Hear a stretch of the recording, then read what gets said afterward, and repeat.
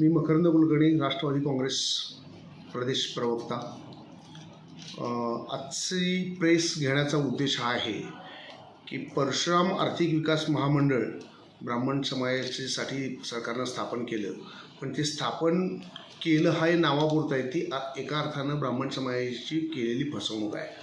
तर तुम्ही म्हणाल कसं, तर त्याचं असं की 14 डिसेंबर 2023 रोजी पहिल्यांदा परशुराम आर्थिक विकास महामंडळ स्थापन करण्याचा निर्णय झाला आणि 50 कोटीची तरतूद करून घोषणा करण्यात आली. त्याच्यानंतर कोणतीही त्याच्यात कारवाई झाली नाही. 4 सप्टेंबर 2024 रोजी परत सह्याद्री इथं बैठक झाली आणि त्या बैठकीला तत्कालीन उपमुख्यमंत्री देवेंद्र फडणवीस साहेब उपस्थित होते. त्यांच्या अध्यक्षतेखाली मीटिंग झाली आणि त्याला प्रशासनाला निर्देश देण्यात आले की महामंडळ स्थापन करण्याची कारवाई करावी. त्याप्रमाणे 23/9/2024 रोजी मंत्रिमंडळाच्या बैठकीत निर्णय करण्यात आला की परशुराम आर्थिक विकास महामंडळ स्थापन करण्यात यावं. त्याप्रमाणे इलेक्शन्स तोंडावर होत्यामुळे ह्या घाई गडबडीत निर्णय घेण्यात आला आणि घाई गडबडीनं इलेक्शनच्या तोंडावर 14 ऑक्टोबर 2024 रोजी महामंडळाचे अध्यक्ष डिक्लेअर करण्यात आले.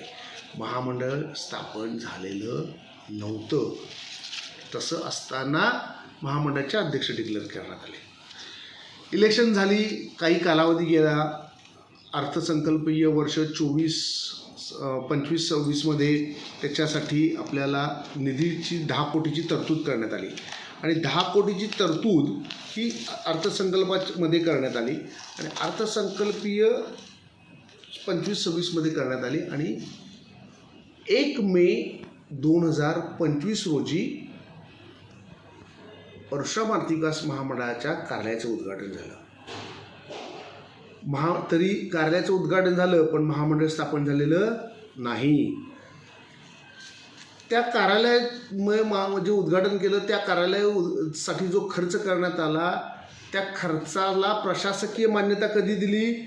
6 मे 2025 आणि उद्घाटन कधी केलं? 1 मेला. 23 जुलै 2025 658 चौरस स्क्वेअर फीटची तात्पुरत्या स्वरूपात कार्यालय घेण्यात यावं अशी मान्यता देण्यात आली. 23 जुलैला कार्यालयाचं उद्घाटन कधी झालं? 1 मेला.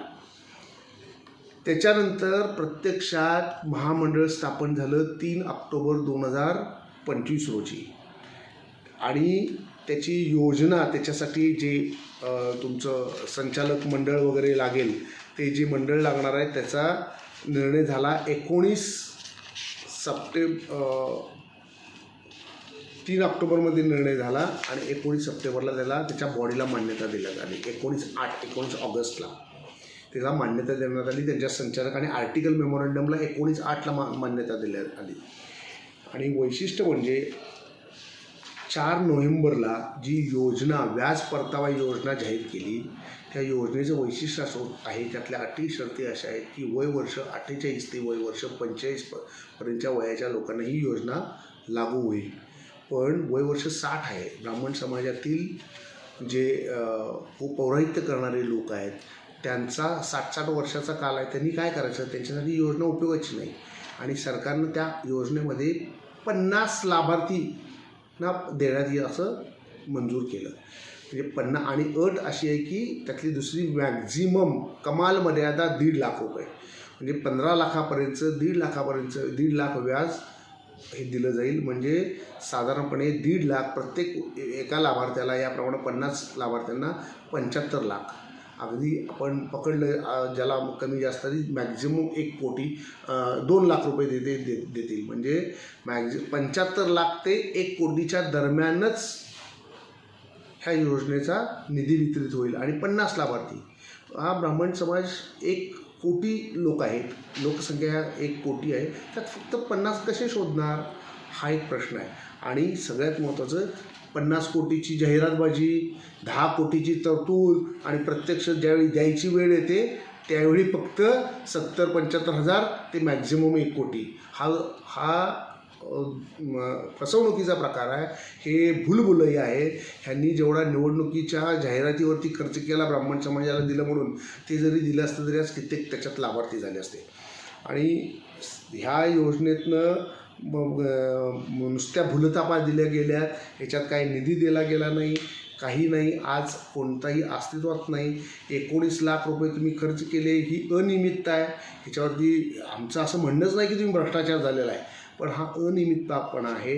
आणि ह्याच्याबाबत माननीय जयंत पाटील साहेबांनी विधानसभेत आवाज उठवला होता, प्रश्न विचारले होते, हे होतं तरीसुद्धा त्या सरकार त्याची दखल घेत नाही, त्याचे उत्तरं देत नाही. ही या सरकारची घोर फसवणूक आहे.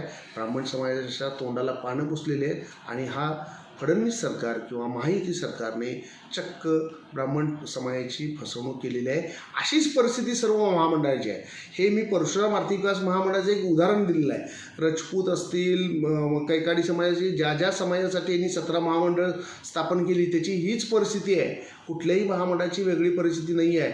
ही शोकांतिक आहे आणि याचा सरकारनं कुठंतरी उत्तरदायित्व घेऊन याचं सरकारने एक व्हाईट पेपर जाहीर करावा आणि याचं समाजाला उत्तर द्यावं.